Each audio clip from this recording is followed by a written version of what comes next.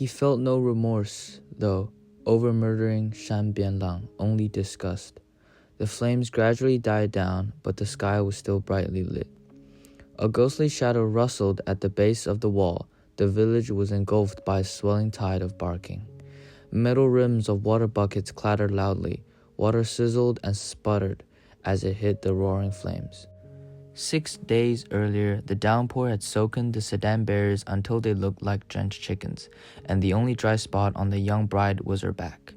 He stood with the other bearers and musicians in mud puddles, watching two slovenly old men lead the bride into the house.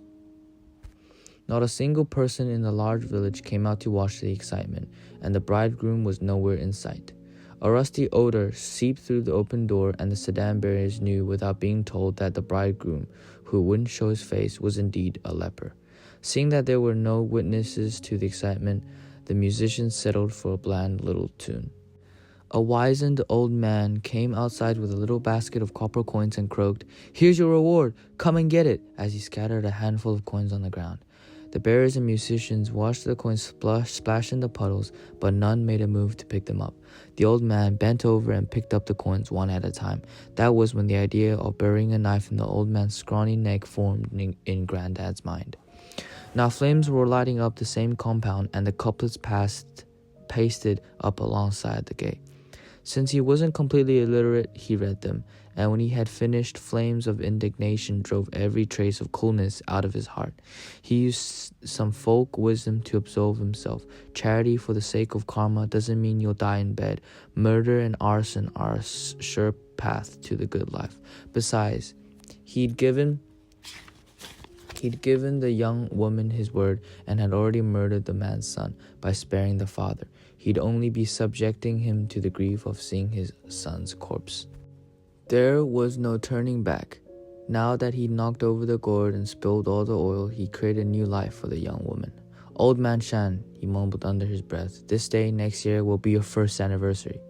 The fire was dying out, returning the compound to darkness and the stars to the sky, although a few cinders remained in the pile of leaves. When water was dumped on the hot spots, white steam and glowing cinders rose dozens of feet in the air. The men stood, buckets in hand, casting large shadows on the ground. "Don't be sad, master. Financial losses, lucky bosses," said the voice of reason. "Heaven has no eyes, heaven has no eyes," Shan Tingxiu mumbled. "Let the men go inside and get some rest, master. They have to be up for work early in the morning." "Heaven has no eyes, heaven has no eyes."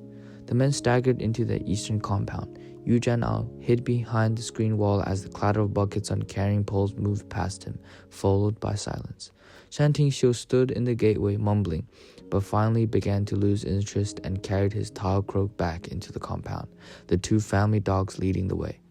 Clearly exhausted, when they spotted Yu Jian'ao, they merely barked once or twice and headed for their pen, where they plopped down and didn't make another sound. Yu Jian'ao could hear the big mule in the eastern compound grind his teeth and paw the ground.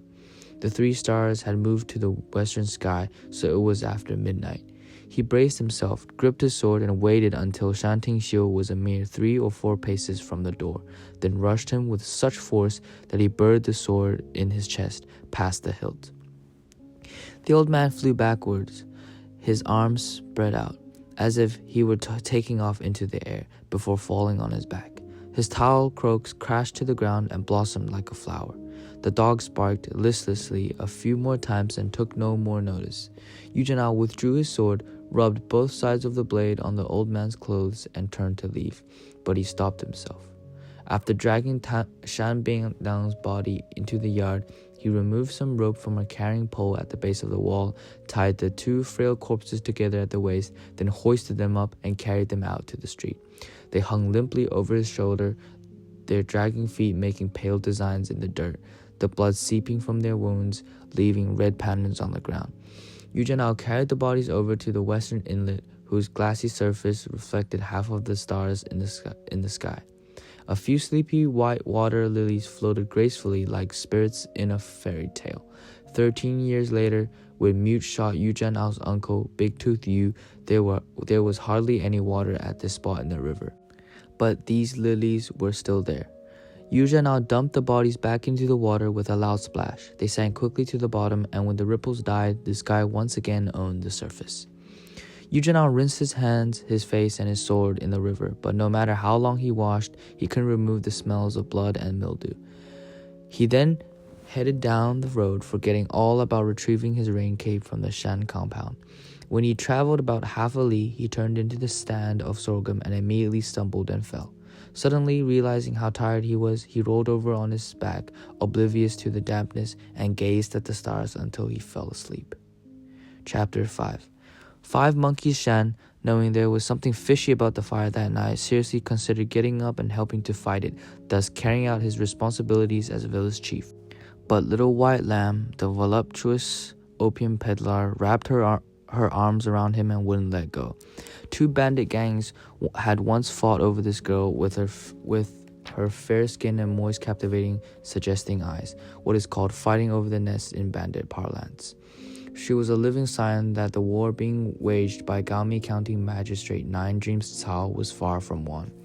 In 1923, Nine Dreams Cao had been serving the Northern Warlord government as a magistrate for nearly 3 years, and his 3 torches were blazing. For him, earthly scourges were banditry, opium, and gambling. And the only way to put the world in order was to annihilate bandits, stamp out opium, and outlaw gambling. His favorite punishment was a beating with the sole of a shoe, hence his nickname Shu So Cao II. A complex individual for whom the words good and bad are woefully inadequate. He was involved in many important ways with my family, so it is appropriate to include him in this narrative as a link to what follows. In 2 years of draconian decrees, Nine Dreams Cao had achieved considerable results in his rampage against the 3 scourges, but northeast Gaomi Township was a long way from the county seat, and behind the scenes, gambling, opium, and bandits flourished as never before. 5 monkeys Shan slept till dawn with Little White Lamb in his arms. She awoke first. After lighting the bean oil lamp, she stuck a silver pin into an opium pellet and thrust it into the flames. Once it caught fire, she stuffed it into a silver pipe and handed it to 5 monkeys Shan, who curled up in bed and inhaled for a minute or so. A tiny white dot glowed on the pellet. After holding his breath for 2 minutes, he exhaled streams of thin blue smoke through his mouth and nostrils, just as one of the Shan family's hired hands banged frantically on the door and reported, "Village chief, terrible news, murder." 5 Monkey Shan accompanied the hired hand into the Shan compound with several other men on his heels.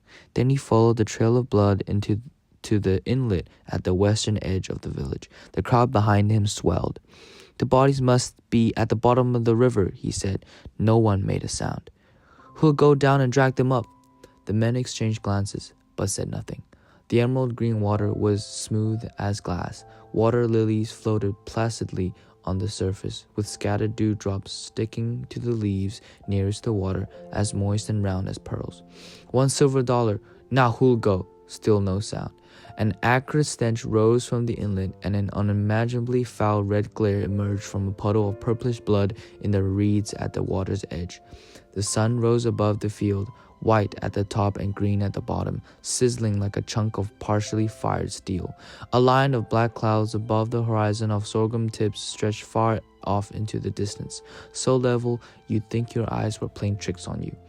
The inlet sparkled like a river of gold, broken only by the water lilies, which seemed otherworldly. "Who'll go down for $1 silver? 5 monkeys Shan asked in a booming voice. The 92-year-old woman from our village told me no man would have dared go into an inlet filled with the blood of a leper, not even for his own mother. If he did, he'd come out infected. If 2 went in, they'd both come out infected, not for any amount of money. All that evil was caused by your grandma and your granddad. I wasn't happy with the old hag for placing the blame on granddad and grandma, but as I looked at her clay pot head, I just smiled weakly. Nobody willing to go down? Not a effing one of you? Then we'll just let father and son cool off in the water. Old Liu, Arhat Liu, since you're the foreman, Go into town and report this to Shu So Cao II. In preparation for the trip, Uncle Arhat wolfed down some food, folded with half a gourd full of wine, then led out one of the black mules, tied a burlap bag over its back, and mounted it. He headed west towards the county town. Uncle Arhat wore a somber expression that morning, from either anger or resentment. He was the first to suspect that something terrible had befallen his master and the master's son, following the suspicious fire. Up at the first light of dawn, he was surprised to note that the western compound gate was wide open. He spotted blood on the ground as soon as he walked into the yard, and more of it inside the house. Even in his confused state, he knew that the fire and bloodletting were linked. Since he and all the other hands knew that the young master had leprosy, they did not enter the western compound unless it was absolutely necessary, and then only after spraying mouthfuls of wine over their bodies. Uncle Arhat believed that sorghum wine was an effective disinfectant for all kinds of dangerous germs. When Shan Bianlang's bride entered the compound 3 days earlier, no villagers were willing to assist, so naturally he and an old distillery hand were left to help her out of the sedan chair. As he held her arm and walked her into the house, he glanced at her out of the corner of his eye, seeing her delicate bound feet and her plump wrist, as big around as a lotus root, and he couldn't stifle a sigh. In the midst of his shock over the murder of old man Shan and his son, days later, the image of Grandma's tiny feet and full wrist appeared and reappeared in his mind. He didn't know if the sight of all that blood made him sad or happy. Uncle Arhat whipped the big black mule, wishing it could sprout wings and fly him to town. He knew there would be more excitement to come, since the flowery, jade-like little bride would be returning from her parents' home tomorrow morning on her donkey. Who would be the beneficiary of the Shan family's vast holdings? Things like that were best left to Nine Dreams Cao to decide. After having foreseen Gaomi County for 3 years, Cao had earned the sobriquet Upright Magistrate. People talked about how he dispatched cases with the wisdom of the gods, the vigor of thunder, and the speed of wind, about how he was just and honorable, never favoring his own kin over others, and how he meted out death sentences without batting an eye. Uncle Arhat smacked the mule's rump harder. The mule flew west towards the county town, pounding the ground with its rear hooves when its front legs were curled up, then stretching out its front legs and curling its rear legs. The movement produced a rhythm of hoofbeats that belied the seemingly chaotic motion. Dust flew like blossoming flowers in the glistening light of the horseshoes. The sun was still in the southeastern corner of the sky when Uncle Arhat reached the Jiaoping-Jinan rail line. The mule balked at crossing the tracks, so Uncle Arhat jumped down and tried to pull it across. But since he was no match for the animal's strength, he sat down on the ground, gasping for breath, and tried to figure out what to do next. The sunlight hurt his eyes. He stood up, wrapped his jacket around the mule's eyes, and led it in a circle a few times before crossing the tracks. 2 black uniformed policemen guarded the town's northern gate, each armed with a Hanyang rifle.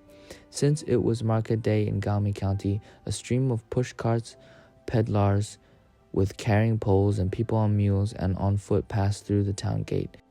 Ignoring the traffic, the policemen busied themselves leering at pretty girls passing in front of them.